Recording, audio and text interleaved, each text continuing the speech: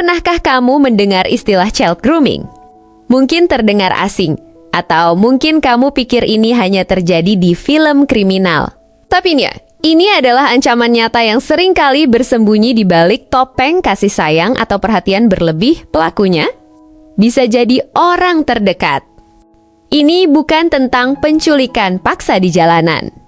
Ini tentang manipulasi psikologis yang lambat, halus, dan mematikan mental korbannya. Hari ini kita akan membedah tuntas apa itu child grooming, tahapan mengerikannya. Dan kita akan belajar dari keberanian artis Aurelie Moeremans yang pernah terjebak dalam dinamika toksik serupa.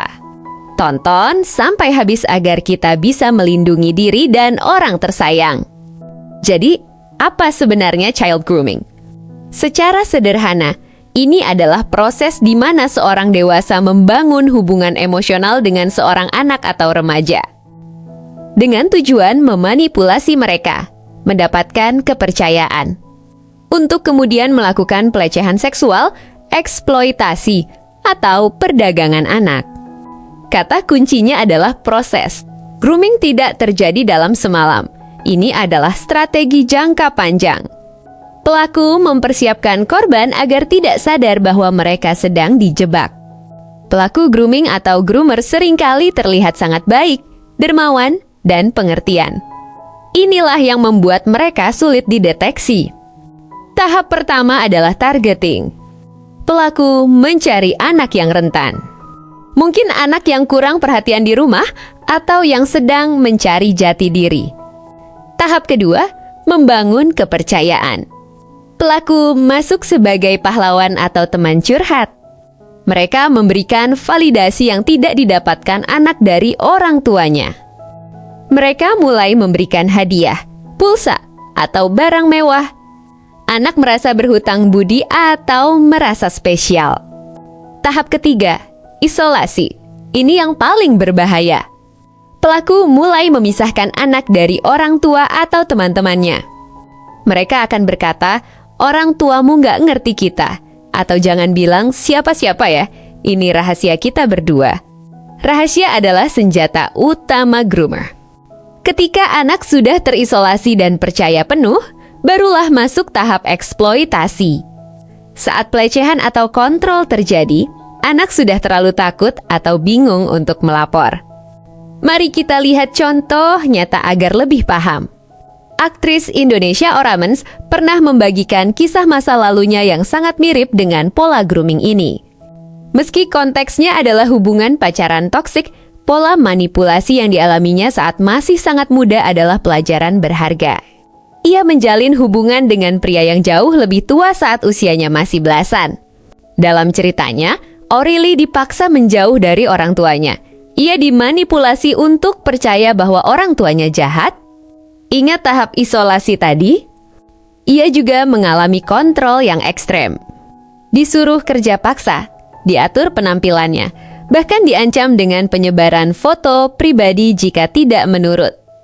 Kondisi ini membuatnya merasa tidak punya pilihan. Rasa takut dan manipulasi psikologis membuatnya terjebak bertahan sebelum akhirnya berani lepas. Aurelie Moeremans merilis sebuah memoir berjudul Broken Strings mengungkap pengalaman pribadinya sebagai korban child grooming dan manipulasi psikologis. Kasus ini membuka mata kita bahwa grooming bisa berbalut status pacaran. Padahal isinya adalah kontrol dan eksploitasi terhadap anak di bawah umur. Lalu, bagaimana kita mendeteksinya? Perhatikan tanda berikut baik pada diri sendiri, teman, atau anak kita. Pertama, adanya hubungan eksklusif. Jika ada orang dewasa yang memperlakukan satu anak secara istimewa dibanding anak lain, waspadalah. Kedua, hadiah tanpa alasan. Sering memberi uang, gadget, atau barang mahal tanpa sepengetahuan orang tua. Ketiga, perubahan perilaku. Anak menjadi tertutup, sering cemas saat memegang HP, atau tiba-tiba membenci orang tuanya tanpa alasan jelas. Keempat, penggunaan bahasa seksual. Anak mulai mengerti atau membicarakan hal-hal dewasa yang tidak sesuai dengan usianya. Kelima, waktu online berlebih. terutama di malam hari atau secara sembunyi-sembunyi. Mencegah selalu lebih baik daripada mengobati. Untuk orang tua, kuncinya adalah komunikasi terbuka. Jadilah tempat pulang yang aman. Jangan langsung memarahi anak saat mereka bercerita tentang kesalahan. Jika anak takut dimarahi, mereka akan lari ke pelukan predator yang memahami mereka. Ajarkan konsep good touch dan bad touch, bagian tubuh mana yang privat dan tidak boleh disentuh atau dilihat orang lain. Edukasi digital, pantau siapa teman online mereka. Gunakan fitur parental control jika perlu, tapi sertai dengan penjelasan logis. Bagi kalian remaja, jika ada orang dewasa yang menyuruhmu merahasiakan hubungan kalian dari orang tua, itu adalah tanda bahaya besar. Segera cerita ke orang yang kamu percaya. Jika kamu merasa sudah terlanjur terjebak, ingatlah kamu tidak salah. Kamu adalah korban manipulasi. Belum terlambat untuk minta tolong. Child grooming adalah kejahatan serius. Jangan biarkan ketidaktahuan kita menjadi celah bagi predator. Kasus seperti O'Reilly mengajarkan kita bahwa keberanian untuk bicara bisa menyelamatkan hidup. Dan trauma bisa disembuhkan. Jika kamu atau kenalanmu mengalami ini, hubungi layanan pengaduan anak atau psikolog profesional. Mari kita ciptakan lingkungan yang aman bagi anak-anak Indonesia. Terima kasih sudah menonton.